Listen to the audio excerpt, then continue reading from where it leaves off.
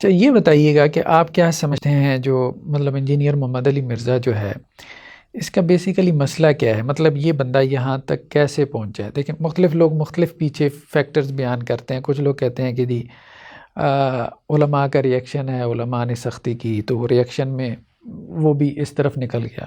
کچھ لوگ یہ بیان کرتے ہیں کہ جی فیم اس کو چاہیے تھا، پاپولیرٹی چاہیے تھی، شروع سے اس میں مسئلہ تھا یہ. کچھ لوگوں کا مسئلہ کچھ یہ بھی بیان کرتے ہیں کہ جی مطلب جیسے ہمارے ہاں ایک مقولہ معروف ہے نا کہ پیر نہیں اڑتا مرید اڑا دیتے ہیں، تو کوئی اس کے ساتھ ہیں جو اس کو اڑا رہے ہیں. جیسے وہ ہم دیکھتے ہیں نا مرزا غلام احمد قادیانی کو حکیم نور الدین بھیروی نے، وہ کہا جاتا ہے کہ جی اس نے اس کو وہ پیچھے سے وہ. تو آپ کیا سمجھتے ہیں اس کا اصل میں مسئلہ ہے کیا؟ مطلب یہ ڈاکٹر صاحب دو مین مسئلے ہیں جو میں سمجھا ہوں. اگر ہم بیک گراؤنڈ دیکھیں نا انجینئر صاحب کا، تو پہلے یہ بریلوی تھے، دعوت اسلامی سے ان کا تعلق تھا، ہری پگڑی باندھتے تھے اور وہ مطلب بڑے جسے کہتے ہیں پرجوش کارکن تھے.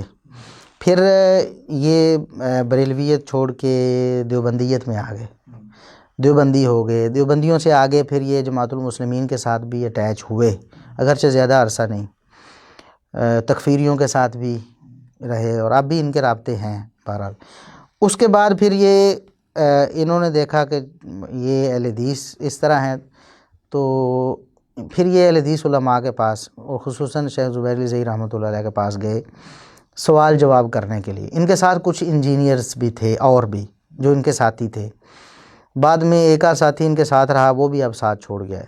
یعنی جو ان کا ایک وہ ٹولی تھی نا، تو اب یہ اکیلے ہی ہیں اس میں، شاید ایک آدھ کوئی اور ہو بھی. تو لیکن یہ کبھی مطلب اہل حدیث ہوئے نہیں. یعنی انہوں نے کبھی نہیں کہا کہ میں اہل حدیث ہو گیا ہوں، یا یہ بالکل گئے ضرور ہیں، سوال جواب کیے ہیں، لیکن ساتھ میں یہ ان کا ایک بیک گراؤنڈ میں مطلب شیعہ کے ساتھ بھی رابطہ رہا. اور وہ خود بھی کہتے ہیں میں سب کے پاس گیا ہوں، میں بریلویوں کے پاس، دیوبندیوں کا، میں شیعہ کے پاس بھی جاتا ہوں، ان سے بھی پوچھتا ہوں. تو وہ جو شیعہ سے متاثر، اور یہ جو فیم والا مسئلہ ہے نا یہ شروع سے تھا ان کے ساتھ. اور پھر یہ مطلب انجینئر تھے اور ان چیزوں کی طرف چونکہ عام لوگوں کا دھیان نہیں ہوتا تھا، تو انہوں نے دیکھا کہ ان چیزوں کی طرف اگر میں دھیان دوں تو میں آگے نکل سکتا ہوں. تو پھر انہوں نے دیکھا کہ اس کا رسپانس بھی مل رہا ہے، پھر یہ آگے بڑھتے چلے گئے. شروع میں ایسے نہیں تھے، چند ایک معاملات تھے جو کہ اہل سنت سے جن میں یہ ہٹے ہوئے تھے، چند ایک معاملات تھے، لیکن وہ اتنے زیادہ شدید نہیں تھے، یا یہ اس کو ظاہر نہیں کرتے تھے کہ شروع میں. تو اب یہ بات ڈھونڈنے کے لیے کہ انجینئر صاحب کہتے ہیں میں رضی اللہ عنہ اس لیے کہتا ہوں، اس لیے نہیں کہتا کہ اللہ راضی ہو چکا ہے، میں اس لیے کہتا ہوں کہ اللہ راضی ہو ان سے ہمارا کیا جاتا ہے. یہ بات ڈھونڈنے کے لیے ہمیں اتنی محنت کرنی پڑی کہ ایک کال ریکارڈ جو ہمارے پاس آئی، ایک بھائی نے لاہور سے بھیجی کہ میرے پاس وہ کال ہے، میں آپ کو بھیجتا ہوں، جو انہوں نے پرسنل کی تھی. اس وقت یہ باتیں پرسنل میں کرتے تھے، سامنے لوگوں کے سامنے مجمع میں بھی نہیں، اور آن دی ریکارڈ تو بالکل نہیں کرتے تھے. تو آہستہ آہستہ آہستہ آہستہ یہ آگے چلتے چلے گئے. جہاں تک علماء کا ریئیکشن ہے، میرے دیکھیں نا، میں نے مثال دی شیخ زبیر علی زئی رحمۃ اللہ علیہ، تو اس وجہ سے ان کے خلاف بولے نہیں کہ یہ مطلب دور نہ چلا جائے. باقی جہاں تک ایک ہی بندہ تھا، وہ شیخ امن پوری حافظہ اللہ تعالیٰ تھے، جنہوں نے کہا کہ یہ بندہ گمراہ کے راستے پہ ہے، اس کے اعتقادات ٹھیک نہیں ہیں. باقی علماء نے تو انہیں ٹچ ہی نہیں کیا. اب دیکھیں نا کہ ہمارے دور حاضر کے جو علماء ہیں یا فوت ہو چکے ہیں، کون ایسا ہے جنہوں نے انجینئر صاحب پہ کوئی فتویٰ لگایا ہو؟ ایون کہ ابھی تک بھی فتویٰ نہیں آیا. ابھی تک نہیں ہے. صحیح کہہ رہے ہیں. ہم کوشش کر رہے ہیں کہ علماء کا اتفاقی فتویٰ عام لوگوں کے لیے جو ان کی رہنمائی کرے کہ یہ مطلب اہل سنت کی راہ سے ہٹے ہوئے ہیں. تو علماء سے ریئیکشن کیا ہو سکتا ہے؟ علماء نے تو ان کو جواب بھی نہیں دیا، اس قابل ہی نہیں سمجھا کہ جواب دیں، ابھی تک بھی نہیں. وہ پھر انہوں نے کہا جی اہل حدیثوں نے، علماء نے ایک شتونگلا چھوڑا ہوا میرے بارے میں کہا. تو حالانکہ کتنا کوئی فرق ہے. انجینئر صاحب کی عمر میرے خیال میں اب 43 ہوئی ہے، 42 یا 43 ہے، میری 37 ہے، تو 5 سال کا فرق، اتنا کوئی بڑا گیپ ہے. تو نہیں، وہ ایسی باتیں تو سب کے بارے میں کرتے ہیں نا. ہم جب ملنے کے لیے گئے تھے ان سے جہلم میں، میں تھا اور ہمارے یہ ساتھی عاصم بھائی تھے، 4 لوگ تھے ہم. تو ہمیں بھی کہا تم کو فلاں نے بھیج دیا ہے، مطلب توصیف الرحمان وہ انہوں نے بھیج دیا ہے، فلاں نے بھیج دیا ہے. اور یہ بھونکتے ہیں میرے اوپر بھونکتے ہیں. میں نے کہا بھائی کیسے، یہ کوئی بات کرنے کی یہ کوئی انداز تو نہیں ہے نا. دیکھیں ہم کسی کے نمائندہ نہیں ہیں، کسی کے ریپریزنٹیٹیو نہیں ہیں، بس ہمیں کچھ سوالات پیدا ہوئی، آپ کا کتابچہ پڑھا، آپ سے پوچھنے کے لیے آ گئے. تو وہ یہ اس طرح سے کرتے ہیں. یہ تو خیر ان کی ایک ٹیکنیک ہے، وہ بات آپ صحیح کہہ رہے ہیں. ہاں، تو میرا نہیں خیال ہے اس میں کوئی مطلب علماء کا کردار ہے. حتیٰ کہ بریلویوں میں سے بھی، بریلوی مکتب فکر سے کوئی عالم نے، کسی نے ان کو ٹچ نہیں کیا. وہ علی نواز صاحب ہیں، وہ بھی ہمارے جیسے ینگ ہیں، انہوں نے کچھ باتیں کی. اسی طرح دیوبندیوں میں ایک، مجھے نام یاد نہیں آ رہا، وہ ایک بھائی ہیں، وہ کچھ جواب دیتے ہیں.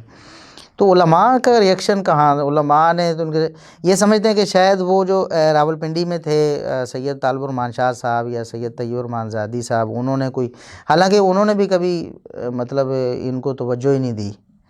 اور انہوں نے بلکہ علماء کے بارے میں جو سخت لینگویج استعمال کی وہ تو بہت زیادہ بہت زیادہ بہت زیادہ. وہ تو ہم نے ایک کلپ بھی بنایا تھا کہ وہ خادم رضوی صاحب تو مطلب ایسے ہی کہتے ہیں کہ میں گالی نہیں دیتا. اصل میں یہ کہتے ہیں، ان کا دعویٰ ان سے بڑا ہے. انہوں نے کہا جی آج تک آپ ہماری ایک بات بھی ایسی ثابت نہیں ہم نے کوئی سخت زبان استعمال کی ہو. حالانکہ امام احمد بن حنبل رحمۃ اللہ علیہ کا تذکرہ ہو رہا تھا. وہی علی الحسن نقوی صاحب سوال کر رہے تھے کہ یہ مشاجرات صحابہ میں سکوت کا جو مسئلہ ہے اس کے بارے میں آپ کیا کہتے ہیں. اور اس نے ذکر کیا امام احمد بن حنبل بھی یہ کہتے ہیں سکوت کرنا چاہیے. اور یہ تو اس کے بعد جواب دیتے ہوئے انجینئر صاحب کہتے ہیں کہ جو بھی کہتا ہے نا کہ سکوت کرنا چاہیے، وہ اس کے پھر خطرے چیک کرنے چاہیے. تو ائمہ دین کے بارے میں اس طرح کی لینگویج، اب میں سوچتا تھا کہ بندہ کیسے دلیر ہو سکتا ہے.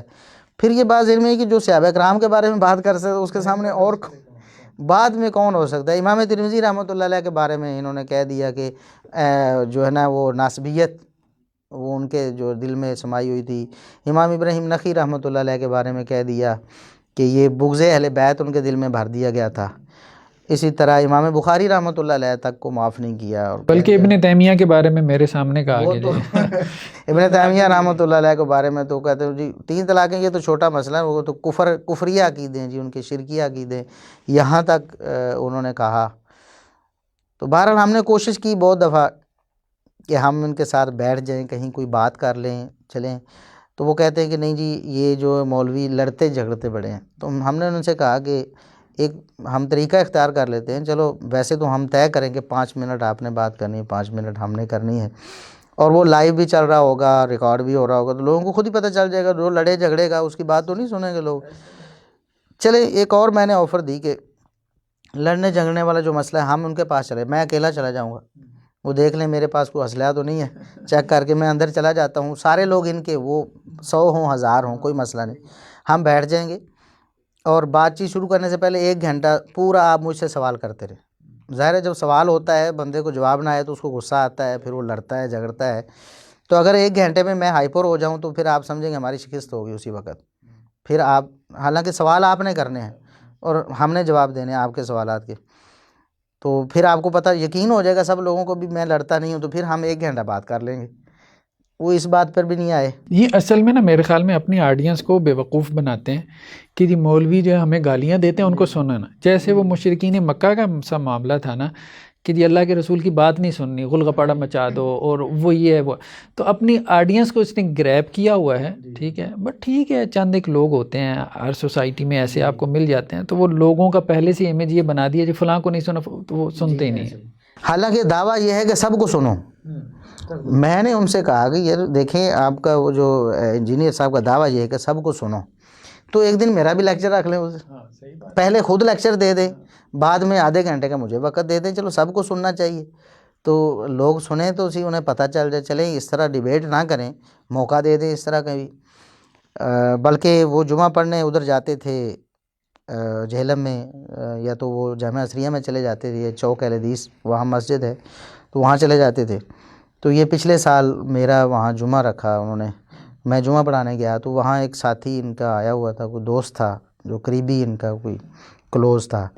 تو ہمارے ایک بھائی اسے پکڑ کے لائے تھے کہ یار آؤ جمعہ پڑھتے ہیں یہاں، ہم دیکھیں کوئی بات ہوگی صحابہ کرام کے حوالے سے، جو اشکال ہو آپ پوچھ لینا. تو جمعے سے پہلے ہی نا انہوں نے دیکھا کہ وہ کوئی ٹیکسٹ کر رہے تھے، تو وہ دوست تھے جاننے والے، تو انہوں نے پکڑ کے نا دیکھو دکھاؤ کیا کر رہے ہو. تو میسج یہ لکھا تھا انہوں نے، انجینئر صاحب کو لکھا تھا کہ یہاں ابو یحییٰ صاحب جمعہ پڑھانے آئے، آپ نہ آنا. تو یہ مطلب تو پھر انجینئر صاحب اس دن نہیں آئے، حالانکہ پہلے وہاں جمعہ پڑھتے تھے. تو اس طرح انہوں نے ایک ویڈیو میں کہا تھا کہ یہ جو لوگ ہیں نا، یہ جو مباہلے کے حوالے سے، وہ جو نبی کریم صلی اللہ علیہ وسلم نے مباہلہ کیا تو اپنی بیٹیوں کو لے کے گئے، داماد کو لے کے گئے، بیویوں کو لے کے نہیں گئے، اس پہ بھی ڈیٹیلڈ ہم نے لیکچر دیا تھا. تو وہ چلتے چلتے ایک بات انہوں نے یہ کی کہ یہ جو 12 منافق تھے وہ فی اصحابی 12 منافقاً، تو ان کے نام یہ بتائیں نا کون ہیں، یہ مولوی بتائیں.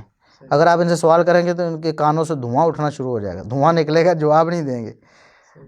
تو میں نے کہا کہ ہمارے کانوں سے دیکھ لے، کوئی نہیں دھواں نکلا، ہم تو بڑے آرام سے آپ کو جواب دے رہے ہیں کہ صحابہ کرام میں سے اگر کوئی ہے تو آپ پیش کریں. کوئی ایک بھی صحابی جن کو ہم صحابہ کہتے ہیں اہل سنت، ان میں سے تو کوئی بھی نہیں تھا، وہ تو تھے ہی منافق. تو اب آپ کا دعویٰ کہاں چلا گیا؟ اور پھر میں نے کہا کہ انہوں نے کہا یہ ویڈیوز جو بناتے ہیں نا 1 منٹ میں جناب 20 دفعہ وہ اس کو کاٹا ہوتا ہے، وہ شروع میں حالانکہ ایسے ہی ہوتا تھا، ظاہر ہے. تو میں نے کہا کہ یہ جمعہ ہمارے سامنے پڑھیں، میں جمعہ پڑھاتا ہوں، پھر دیکھتے ہیں کہ کسے پسینہ آتا ہے. ہم کھڑے ہوں گے، ہمیں پسینہ آتا ہے یا انجینئر صاحب کو آتا ہے، حالانکہ انجینئر صاحب تو سن رہے ہوں گے بیٹھے. تو اس طرح کی وہ باتیں کرتے ہیں، لوگوں کو یہ باور کرانے کی کوشش کرتے ہیں کہ ساری دنیا میں سب سے حقیر جو مخلوق ہے نا وہ مولوی، وہ دین دار طبقہ جو ہے، یہ علم والے جو لوگ ہیں وہ سب سے برے. حالانکہ جو الزام یہ علماء کو دیتے ہیں تو ویسی گندی زبان، فوش یا ابیوسو لینگویج خود مطلب یہ بہت زیادہ استعمال کر رہے ہوتے ہیں، اور لوگ سمجھتے نہیں ہیں اس بات. ہم نے وہ ایک کلپ بھی بنایا تھا نا کہ میں گالی نہیں دیتا، وہ میں نے آپ کا دیکھا تھا ماشاءاللہ. تو میں نے کہا کہ جس طرح یعنی یہ کہتے ہیں میں گالی نہیں دیتا، تو اتنی بڑی بڑی گالیاں تو حالانکہ ہم نے تو کبھی اس طرح کی گالی نہیں دی. زیادہ سے زیادہ کوئی گمراہ کہہ دے گا، تو علماء نے کہہ دیا کہ یہ گمراہ ہے، یا کسی نے کہہ دیا کہ جاہل چھوکرا ہے. وہ ایک عالم نے کہہ دیا تھا، اس کو بڑا ایشو بنایا انہوں نے کہ یہ بازاری زبان استعمال ہوئی ہے. تو بعد میں جب انہوں نے کہہ دیا کہ یہودیوں نے نبی پاک صلی اللہ علیہ وسلم کو کہا کہ یہ کل کا چھوکرا ہے، تو جب اس بات پہ کہا گیا کہ یہودیوں نے تو یہ لفظ نہیں کہا، تو آپ اپنی طرف سے کہہ رہے ہیں، تو یہ تو توہین کے زمرے میں آتا ہے، اس کو آپ واپس لے لیں. تو انہوں نے کہا کہ یہ اچھا لفظ ہے. استغفر اللہ. باقاعدہ انہوں نے آگے سے یہ طویل گھڑی کہ یہ اچھا لفظ ہے، وہ چھوٹی عمر کے لوگوں کو چھوکرا کہتے تھے، یہ عزت والا لفظ ہے، یہ کوئی برا نہیں ہے. اپنے بارے میں استعمال ہو تو وہ بازاری ہے. تو کہتے ہیں کہ یعنی اس طرح کی بہت ساری مثالیں ہیں کہ وہ ڈٹ گئے ہیں اپنی غلطیوں. مثال کے طور پر ہم نے کہا کہ آپ صحیح الاسناد کا ٹائٹل دے کے وہ جو 72 صحیح الاسناد احادیث، اس میں کم از کم 2 درجن جو ہیں وہ اب 25-26 سے لے کر تقریباً 32-33 ضعیف روایات ہیں اس میں. تو یہ کیوں آپ پیش کرتے ہیں؟ جبکہ آپ لوگوں کو کہتے ہیں میں صحیح مسلم کا مقدمہ پڑھاتا ہوں، اور امام مسلم کہتے ہیں کہ جب صحیح حدیث کا ذخیرہ موجود ہے تو ضعیف روایتیں جو ہیں دین میں فساد کے سوا کچھ نہیں ہیں. تو پھر آپ یہ کیوں کرتے ہیں فساد؟ تو انہوں نے آگے سے پھر یہ مطلب ہے کہ اب نام تو نہیں لیا ہمارا، تو نام نہیں لیتے. تو کسی نے سوال کیا ویسے ہی، تو ہماری تو کسی بات کا بھی انہوں نے جواب نہیں دیا. تو یہ سوال بھی علی الحسن نقوی صاحب نے کیا تھا کہ یہ ضعیف روایتیں جو آپ کے پمفلٹ میں ہیں تو یہ اس پہ آپ کا کیا سٹانس ہے؟ تو انہوں نے کہا کہ میں نے تو یہ علم جمع کیا ہے،